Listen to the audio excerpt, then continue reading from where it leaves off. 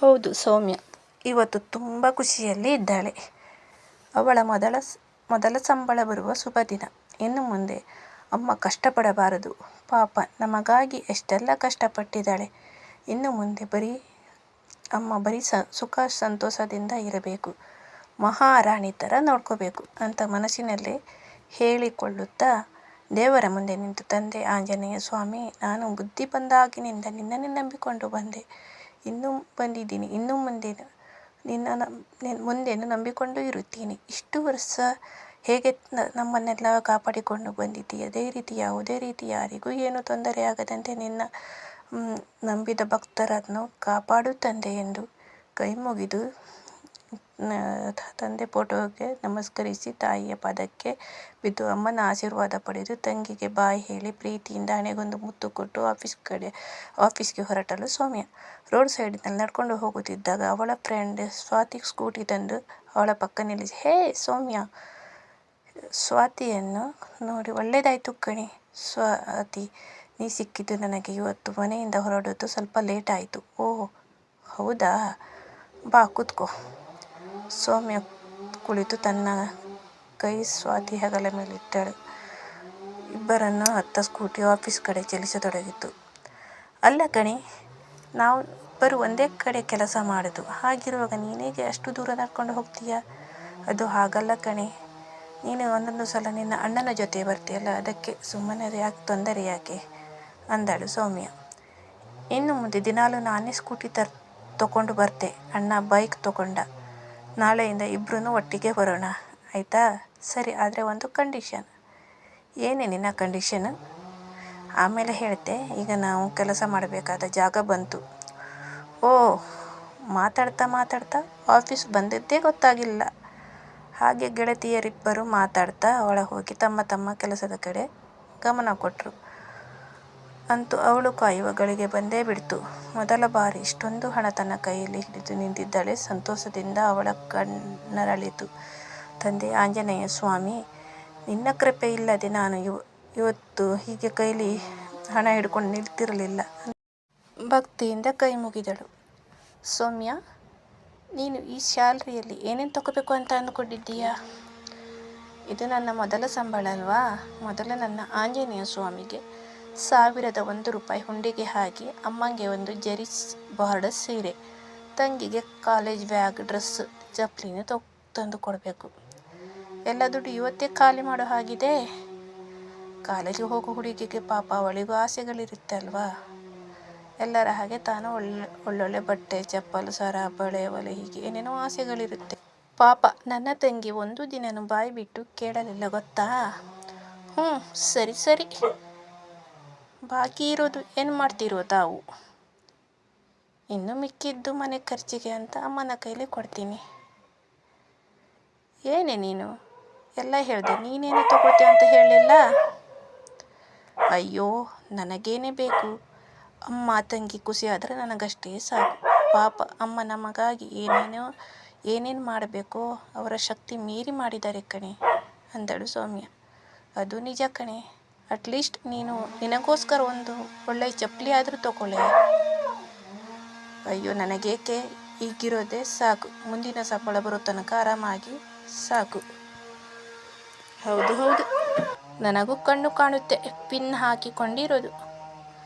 ಹೌದು, ನಿನಗೆ ಏನು ಬೇಕು? ಹೌದು, ನಿನಗೆ ಏನು ಬೇಕು ಹೇಳೇ ಇಲ್ಲ? ಹೋಗೆ, ನನಗೇನು ಬೇಡ, ಮುಖ ಊದಿಸಿಕೊಂಡಳು ಸ್ವಾತಿ. ಸೌಮ್ಯ ಬ್ಯಾಗಿನಿಂದ ಮೊಬೈಲ್ ತೆಗೆದು ತಂಗಿಗೆ ಫೋನ್ ಮಾಡಿ, ಹಲೋ ರಮು. ಅತ್ತ ಕಡೆಯಿಂದ ತಂಗಿ ರಮ್ಯ. ಹೇಳು ಅಕ್ಕ, ಏನು ವಿಷಯ? ಏನಿಲ್ಲ ಕಣೆ, ನಾನು ಇನ್ನು 10 ನಿಮಿಷದಲ್ಲಿ ಮನೇಲಿರ್ತೀನಿ. ನೀನು ಅಮ್ಮು ರೆಡಿಯಾಗಿರಿ, ಹೊರಗಡೆ ಹೋಗಿ ಬರೋಣ. ಓಕೆ ಡಾರ್ಲಿಂಗ್, ನನ್ನ ಮುದ್ದು ಅಕ್ಕ ಅಂತ ಫೋನ್ ಇಟ್ಟಳು ರಮ್ಯ. ಸ್ವಾತಿ ಬೇಕರಿ ಮುಂದೆ ನಿಲ್ಲಿಸು. ಸರಿ ಮೇಡಮ್, ತಮ್ಮ ಆಜ್ಞೆಯಂತೆ ಆಗಲಿ ಅಂದಳು ಸ್ವಾತಿ ನಾಟಕೀಯವಾಗಿ. ಸ್ವೀಟ್ಸ್ ತಗೊಂಡು ಒಂದು ಕವರ್ ಸ್ವಾತಿಗೆ ಕೊಟ್ಟು, ಇದು ಅಂಕಲ್ ಆಂಟಿಗೆ ಕೊಡು. ಇನ್ನೊಂದು ತಾನು ಹಿಡಿದುಕೊಂಡಳು. ನಡೆ ಹೋಗೋಣ.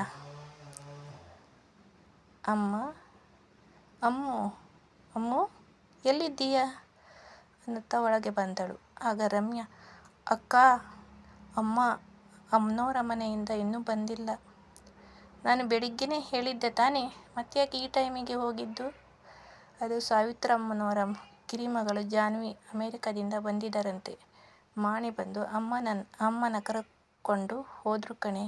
ಇನ್ನೇನು ಬರಬಹುದು, ಕಾಯೋಣ. ಹೇಳ್ತಿದ್ದಂತೆ ಬಂದೇ ಬಿಟ್ರು ನಮ್ಮ ನಾಯಕಿ ಅಮ್ಮ ಮಹಾಲಕ್ಷ್ಮಿಯವರು. ಒಂದು ಕೈಯಲ್ಲಿ 3 ಕವರ್ ಇತ್ತು, ಇನ್ನೊಂದು ಕೈಯಲ್ಲಿ ಒಂದು ದೊಡ್ಡ ಬ್ಯಾಗ್ ಇತ್ತು. ಹೇಗೋ ಕಷ್ಟಪಟ್ಟು ಹಿಡಿದುಕೊಂಡು ಬಂದಿದ್ದರು ಮಹಾಲಕ್ಷ್ಮಿಯವರು. ತಾನು ಬರೋಕ್ಕಿಂತ ಮೊದಲು ಮಗಳು ಬಂದಿರೋದು ನೋಡಿ ಮಹಾಲಕ್ಷ್ಮಿಯವರು, ಮುದ್ದು ಆಗಲೇ ಬಂದು ಬಿಟ್ಟಿದೆಯಾ? ಕೈಕಾಲು ಮುಖ ತೊಳ್ಕೊಂಡು ಬಾ, ಜಾನ್ವಿ ಅಮೇರಿಕಾದಿಂದ ಬಂದಿದ್ದಾಳೆ, ಹಾಗಾಗಿ ಸ್ವಲ್ಪ ತಡ ಆಯಿತು ಮಗ ಅನ್ನುತ್ತಾ ತನ್ನ ಬ್ಯಾಗ್ ತೆಗೆದು ಮೇಲಿರುವ ಮೊಳೆಗೆ ಸಿಕ್ಕಿಸಿ ಕವರ್ ರಮ್ಯಾಳ ಕೈಗೆ ಕೊಟ್ಟು ಮಹಾಲಕ್ಷ್ಮಿಯವರು ಬಚ್ಚಲಿಗೆ ಹೋಗಿ ಕೈಕಾಲು ತೊಳೋಕ್ಕೆ ಹೋದರು.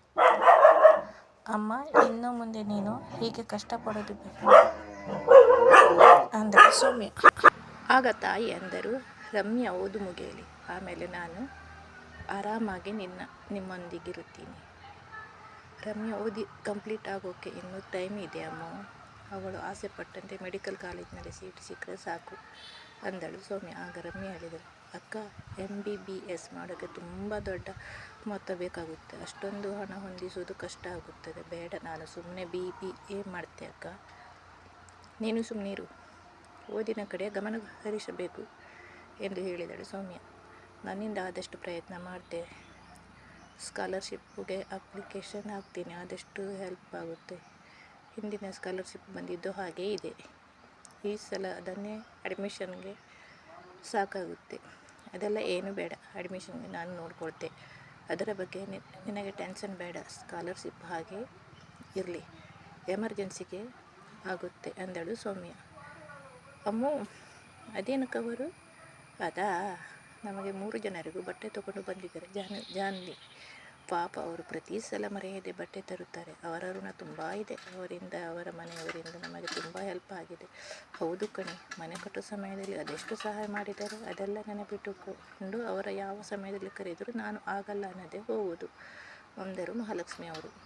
ಅಮ್ಮು, ಬೇಗ ರೆಡಿ ಆಗು, ದೇವಸ್ಥಾನಕ್ಕೆ ಹೋಗಿ ಹಾಗೆ ಮಾರ್ಕೆಟಿಗೆ ಹೋಗಿ ಬರೋಣ ಅನ್ನುತ್ತಾ ತನ್ನ ಬ್ಯಾಗಿನಿಂದ ತನ್ನ ಮೊದಲ ಪೇಮೆಂಟ್ ತೆಗೆದು ದೇವರ ಮುಂದೆ ಇಟ್ಟು ದೀಪ ಹಚ್ಚಿಕೊಂಡು 3 ಜನ ಭಕ್ತಿಯಿಂದ ಕೈ ಮುಗಿದು ನಿಂತರು. ಸರಿ, ಹೊರಡೋಣ ನಡೀರಿ ಅನ್ನುತ್ತಾ ಪ್ರೀತಿಯಿಂದ ತಾಯಿ ತಂಗಿಯ ಹೆಗಲ ಮೇಲೆ ಕೈ ಹಾಕಿ ನಡೆದಳು ಸೌಮ್ಯ.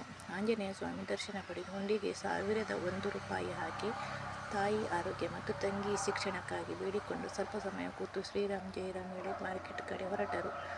ಬಟ್ಟೆ ಅಂಗಡಿಗೆ ಹೋಗಿ ತಾಯಿಗೆ ಕೆಂಪು ಬಣ್ಣದ, ಹಸಿರು ಬಣ್ಣದ ಜರಿ ಬಾರ್ಡರ್ ಸೀರೆ ತಗೊಂಡು, ತಂಗಿಗೆ 4 ಟಾಪು, ಲೆಗ್ಗಿನ್ಸ್, ಪ್ಯಾಂಟು ತಗೊಂಡು, ಅಂಕಲ್ ಇದಿಷ್ಟು ಬಿಲ್ ಮಾಡಿ ಪ್ಯಾಕ್ ಮಾಡಿಕೊಡಿ ಅಂದಳು ಸೌಮ್ಯ. ಆಗ ರಮ್ಯಾ, ಇದೇನೇ ನೀನು ಏನು ತಗೊಂಡಿಲ್ಲ, ಬಿಲ್ ಮಾಡು ಅಂತೀಯಾ?